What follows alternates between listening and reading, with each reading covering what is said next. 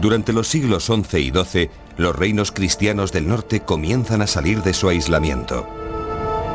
No existe peor mal en el gobierno social que aquella política que hace de una sola sociedad varias, al igual que no hay mayor bien en las comunidades que aquello que las reúne y unifica.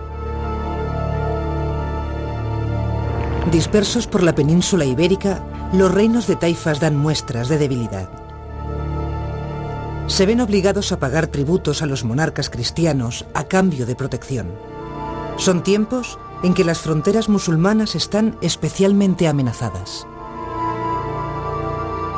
Paralelamente, el Camino de Santiago es una vía de penetración de corrientes culturales y religiosas procedentes del resto de Europa. La Orden Borgoñona de Cluny está muy interesada en construir una identidad cristiana. Se presenta en la península con la intención de llevar a cabo una reforma eclesiástica. Esta orden introduce el arte románico.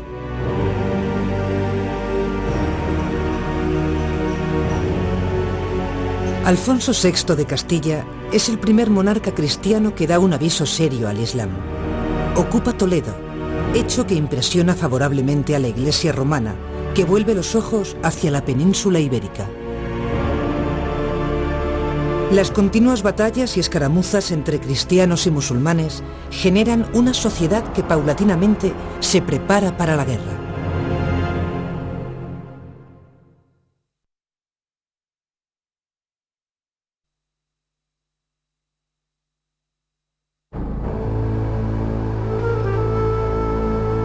Durante siglos, tres religiones conviven en la península.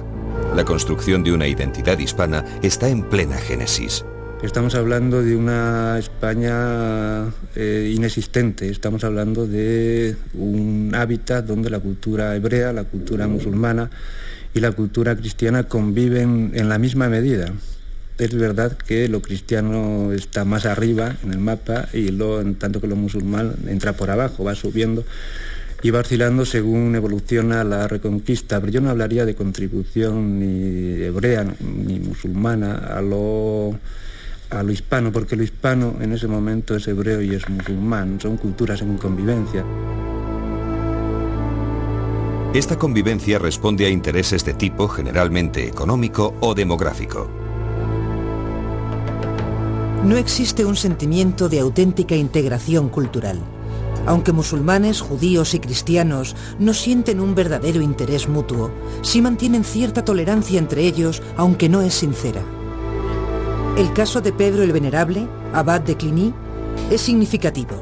Encarga una traducción del Corán, pero solo es para atacarlo. El título lo dice todo: la abominable herejía o secta de los sarracenos. La ocupación de Toledo y la llegada de los almorávides con un espíritu fundamentalista desencadenan conductas intransigentes entre las tres religiones que culminarán en la batalla de las Navas de Tolosa.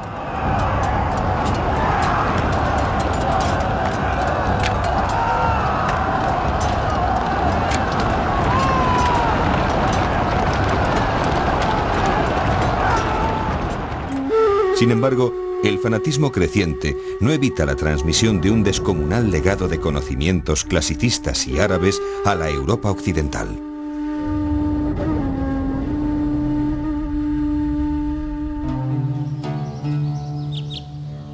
Los reinos de taifas son cada vez más frágiles debido a sus continuos conflictos internos. Cada taifa debe luchar por su propia supervivencia.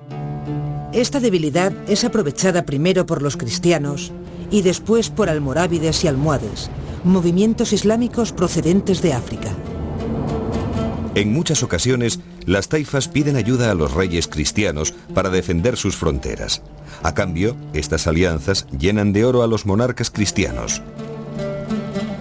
Oro que sirve para comprar castillos y derechos y levantar fortificaciones. Aparecen soldados de fortuna que ofrecen sus servicios al mejor postor.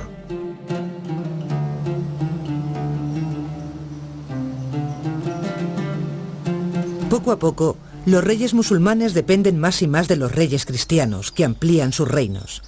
Solo los problemas de herencia a la muerte de los monarcas parcelan y desmembran los territorios cristianos y ralentizan sus incursiones en territorio musulmán. Los reinos cristianos quieren, además de oro, territorios. Se libran las primeras batallas entre moros y cristianos.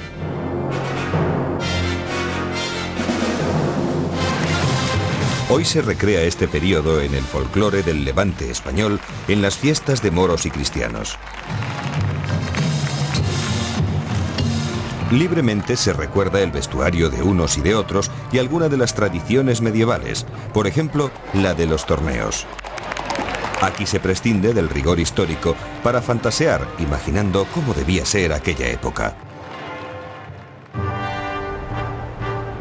Toledo tiene un extraordinario valor simbólico por haber sido la capital cristiana del reino visigodo. Con ciertos delirios de grandeza, Alfonso VI de Castilla pasa a la acción. En 1085 ocupa y repuebla Toledo. El sueño del monarca se ve cumplido. La nobleza y los intelectuales musulmanes le consideran también su rey. Alfonso VI se hace llamar emperador de las dos religiones.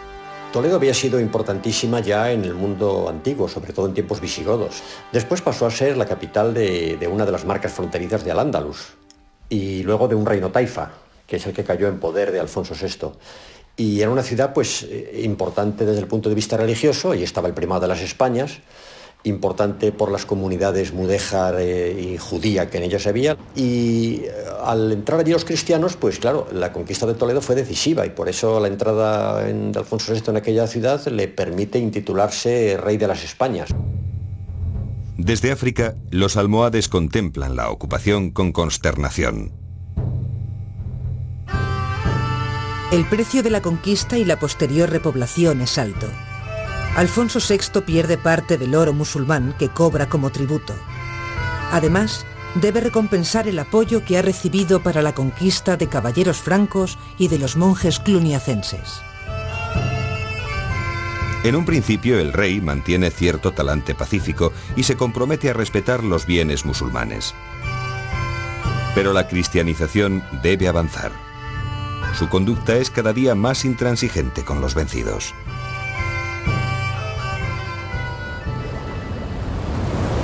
Los almorávides, preocupados por la laxitud de los reinos de taifas, cruzan el estrecho y reconquistan Toledo. Pero el dominio almorávide es efímero. La ocupación de Toledo sirve para impulsar la idea de unidad en los reinos cristianos.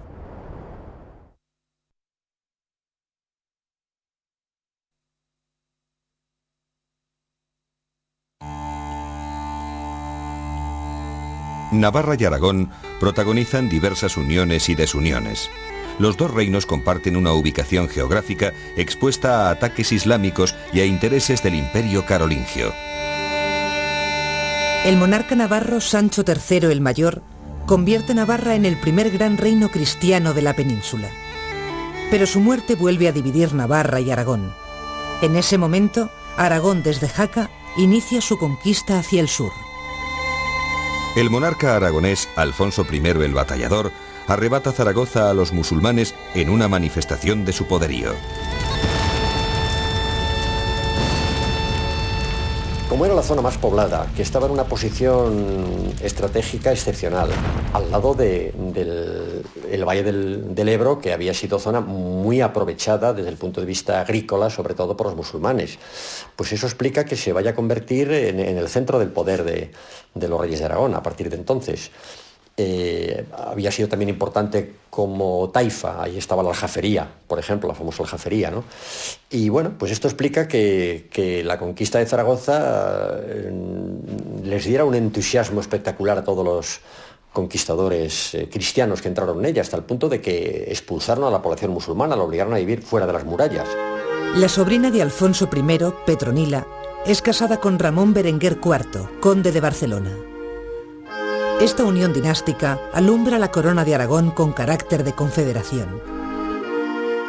La historia lleva a los aragoneses a temer a sus vecinos más cercanos, los castellanos. Ese temor es quizá lo que les impulsa a unirse a los catalanes. Barcelona tiene un desarrollo urbano excepcional. Importa de Italia las más avanzadas técnicas comerciales. Es durante varios siglos la primera ciudad de Europa en la acuñación de monedas de oro. Los tributos musulmanes impulsan el comercio. En el siglo XI ya existen en Barcelona construcciones navales. Está a punto de iniciarse la gran expansión de la Corona de Aragón a través del Mediterráneo. Va a ser la primera gran ciudad mercantil de toda la península ibérica, desde luego mucho antes que las de la costa cantábrica. Pero además de este papel económico que va a ser fundamental en Barcelona, es que el Condado de Barcelona va a ser también el verdadero articulador en torno al cual se van integrando los restantes. De manera que los condes de Barcelona inevitablemente se convierten en el auténtico vértice de la pirámide del poder político del conjunto de la marca hispánica. Factores políticos, el papel del conde de Barcelona, y factores económicos, la posición espectacular en el desembocadura del Llobregat y junto al Mediterráneo de Barcelona, yo creo que son los que le van a impulsar a convertirse en una de las ciudades más pujantes de España medieval, desde luego, y casi de todo el Mediterráneo, podríamos decir. Entretanto, en el resto de la península, otros reinos cristianos mueven sus fichas. El Condado de Portugal, vinculado al Reino de Castilla y León, pasa a ser reino independiente con Alfonso Enríquez, que se proclama rey de Portugal.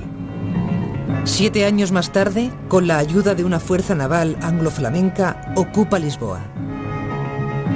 Un siglo después, los portugueses conquistan el Algarve, definiendo así un territorio que apenas cambiará hasta nuestros días. Los primeros barcos portugueses pronto exploran las costas de Marruecos.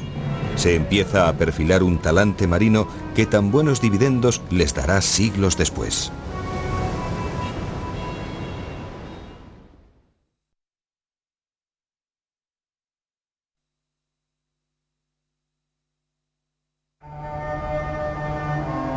Uno de los conceptos básicos de la sociedad cristiana es la idea de frontera, entendida como espacio que configura entidades políticas a la vez que territorio de repoblación y de intercambio cultural.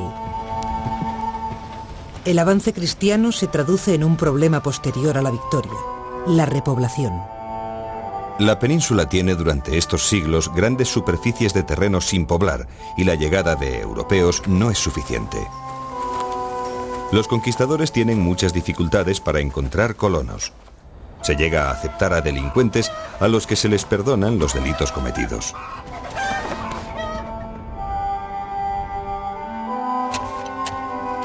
Los señores ofrecen atractivas condiciones laborales a quienes trabajen las tierras. La tolerancia entre religiones se explica en parte por la necesidad de manos que labren la tierra, sean musulmanas o cristianas. El intercambio cultural es continuo. En la península queda un enorme legado de los mudéjares, los musulmanes que permanecen en territorio cristiano. Sus dotes artesanales y carpinteras son fundamentales para el desarrollo de las ciudades. Se configura, sobre todo en Castilla, una emergente sociedad municipal. Pueblos, aldeas y ciudades aprovechan técnicas como la del adobe para levantar rápidamente nuevas viviendas y fortificaciones. El origen del adobe es tan antiguo como el momento en que los humanos comienzan a fabricar sus propias viviendas. Los procedimientos de su manufactura no han cambiado. Lo que sí puede variar es la calidad de la materia prima, la arcilla y la habilidad de los adoberos.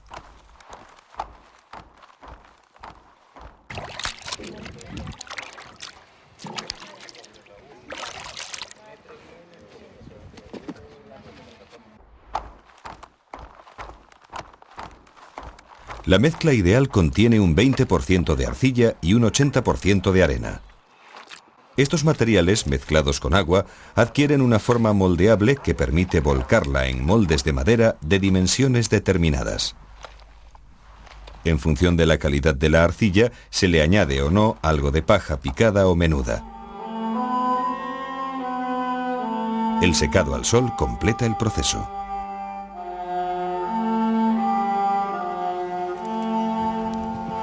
La escasez de población explica el auge de la ganadería, actividad que no requiere abundante mano de obra y que permite continuos cambios de residencia. Salvo en algunos territorios catalanes, no encontramos un verdadero régimen feudal. En el resto de la península solo se adoptan algunas formas y lenguajes de las relaciones vasalláticas. Se puede decir que este particular vasallaje está cimentado en un instinto de supervivencia. En algunos casos, los propios monarcas cristianos se convierten unos en vasallos de otros a cambio de protección. En otros casos, estos monarcas ceden grandes extensiones a los caballeros, bien como recompensa, bien para su repoblación. Estos vasallos ponen su espada y su caballo al servicio del rey. Los señores descubren que el rendimiento de los siervos es superior si les conceden pequeñas parcelas de terreno. Quizá la palabra servidumbre es un poco fuerte, porque siervo es servus, se traduce a veces por esclavo. Y claro, la esclavitud había retrocedido, en el sentido de que a los seres humanos se les consideraba a todos libres, pero en la práctica había grupos que tenían unas limitaciones muy grandes. Algunos hasta a la hora de casarse tenían que tener permiso de su señor.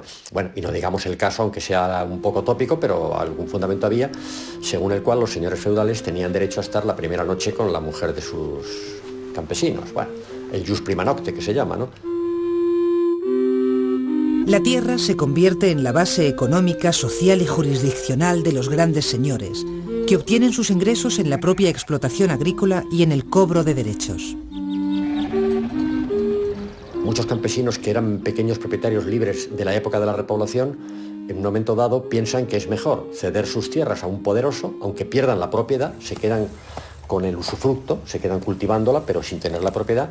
En cambio ganan la garantía de la protección del poderoso. En las ciudades es donde se van a localizar los artesanos y los mercaderes, y poco a poco los trabajadores de un determinado oficio tienden a agruparse, a formar lo que en principio no se llamaban gremios, sino cofradías, que tenían una naturaleza religiosa, que tenían un santo al que, bueno, todavía subsiste esto, ¿no?, al que adoraban y al que celebraban su festividad, pero también procuraban defender su oficio frente a la competencia supuestamente ilegítima, garantizar la calidad del producto, evitar que hubiera fraudes y protegerse entre ellos, constituyendo una especie de equivalente a la inexistente seguridad social.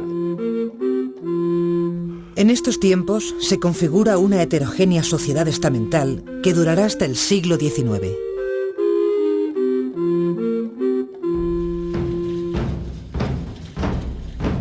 La historia de don Rodrigo Díaz de Vivar, el Cid campeador, es la historia de una extraordinaria ascensión social y refleja perfectamente cómo era la Castilla de finales del siglo XI.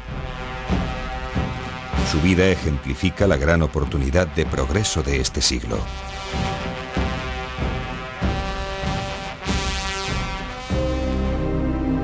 Es difícil separar la biografía de la leyenda, pero hay cierta coincidencia en resaltar la codicia de este personaje. Contemporáneo de Alfonso VI, mantiene con él pleitos y alianzas hasta que el monarca lo destierra. Dios, qué buen vasallo si tuviese buen señor. Parece ser que Rodrigo Díaz alternó sus servicios entre cristianos y musulmanes. De hecho, su histórica espada, la tizona, fue forjada por un espadero musulmán. El Cid tuvo un papel relevante en las pugnas por Toledo, Zaragoza y Valencia. El Cantar de Mío Cid es el primer monumento literario que ha llegado hasta nosotros. Se supone que está escrito a mitad del siglo XII y es el gran poema épico de la literatura en castellano. Es la cabeza visible de un género de raigambre, de ascendente clarísimamente histórico. El poema de Mío Cid responde a la verdad de la historia en un porcentaje elevadísimo, la historia de Rodrigo Díaz de Vivar, donde se cuenta su destierro, su enfrentamiento y reconciliación con Alfonso VI, también histórico, la conquista de Valencia, su matrimonio, pues las alianzas con los moros, etcétera, etcétera. De salida todo es historia. Escrito un siglo después de su muerte, la integridad del Cid cala en el gusto del pueblo, y se convierte en un símbolo para la épica caballeresca posterior. Quien escribió el Cid tenía muy claro que la historia lo traía al fresco, no le importaba en absoluto, ni las relaciones entre Rodrigo y Alfonso, ni los matrimonios, ni nada. Él quería crear un héroe, y el Cid se define como poesía, exclusivamente como poesía.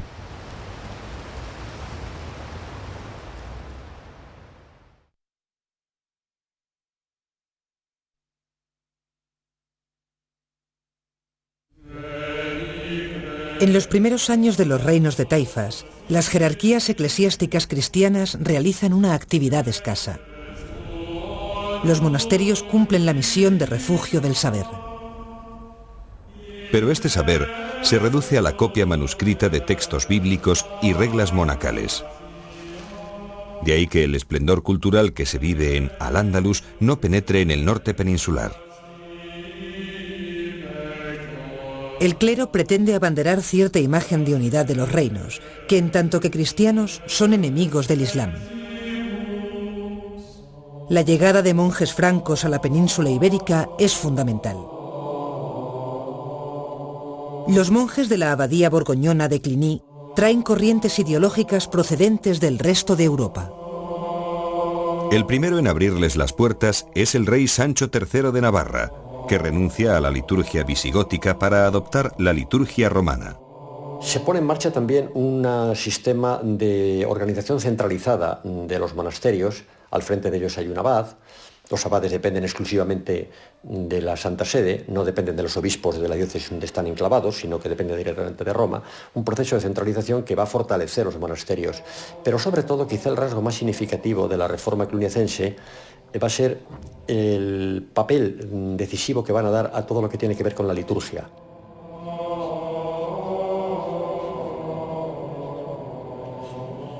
Tras la ocupación de Toledo, su área de influencia crece en la península. Circulan textos de derecho canónico, se celebran concilios eclesiásticos y la cordialidad con los papas no tiene precedentes. En los siglos XI y XII, legados pontificios romanos visitan continuamente la península. La reconquista de Toledo impresiona tanto a la Iglesia de Roma que ofrece indulgencias a quien luche por el bando cristiano. Cuando Iglesia y nobleza necesiten más territorios, introducirán hábilmente el concepto de cruzada.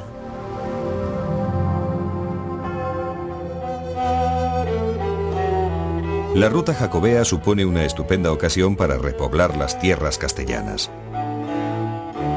La Iglesia y la ciudad compostelana se ven muy beneficiadas con este trasiego. A lo largo de la ruta se construyen hospederías y albergues, y ya en el siglo XII encontramos en la zona la génesis de un concepto contemporáneo, lo que hoy conocemos como turismo internacional. No en vano, en 1130, el francés Aymeric Picot escribe La Guía del Peregrino Medieval, considerada por muchos la primera guía de turismo de la historia. El Camino de Santiago es una vía de penetración de la cultura del otro lado de los Pirineos. Así, la península ibérica adopta usos y costumbres de los francos. Por ejemplo, la sencilla letra minúscula carolingia sustituye a la caligrafía visigótica.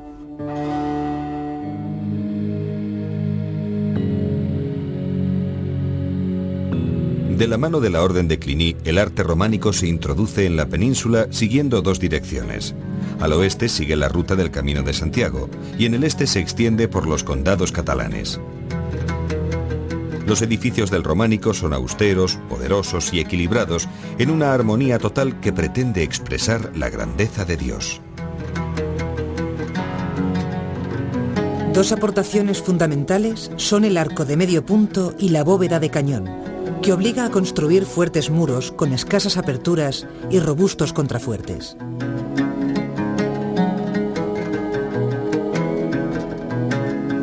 Este arte manifiesta una clara vocación didáctica debido sobre todo al analfabetismo de la época.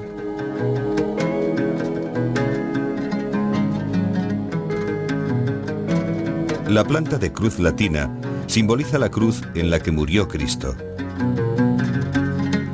La escultura, integrada en la arquitectura, reproduce escenas de la historia sagrada en capiteles y frescos. La primera muestra de arquitectura románica en la península es el monasterio de San Pera de Roda.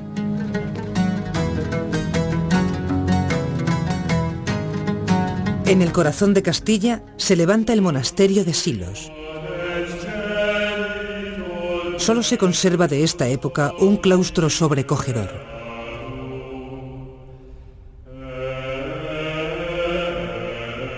La presencia del gregoriano en nuestros tiempos garantiza la permanencia de este refugio espiritual.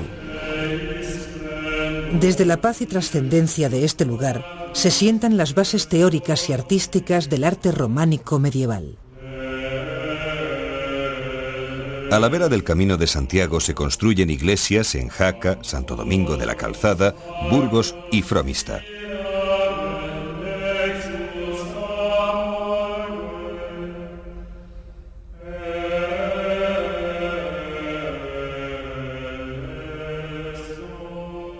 La cumbre del románico español es la construcción de la Catedral de Santiago de Compostela, el mayor templo de la zona cristiana. Hasta ella llegan fieles de todo el mundo, por lo que su planta está diseñada para permitir la circulación de personas en su interior. El obispo Diego Gelmírez, hombre de carácter eclesiástico y guerrero, es su gran impulsor. Para levantar la catedral recibe el apoyo de Alfonso VI de Castilla, que le permite acuñar moneda. El arte románico genera en los territorios conquistados cierta identidad cristiana. Este germen devendrá en el espíritu de cruzada presente en la batalla de las Navas de Tolosa.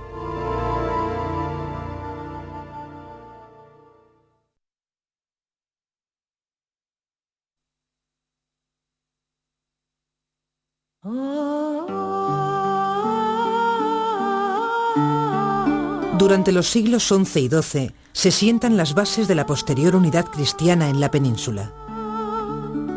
La codicia de señores y monarcas, los intereses del clero y la labor de las órdenes militares irán reconquistando territorios desde el norte hacia el sur. Pronto, estos territorios se agruparán en torno a los dos grandes reinos cristianos del final de la Edad Media, la Corona de Aragón y la Corona de Castilla. Así como la serpiente de bronce mata a las demás serpientes, así Cristo, elevado sobre su cruz, destruye a sus enemigos.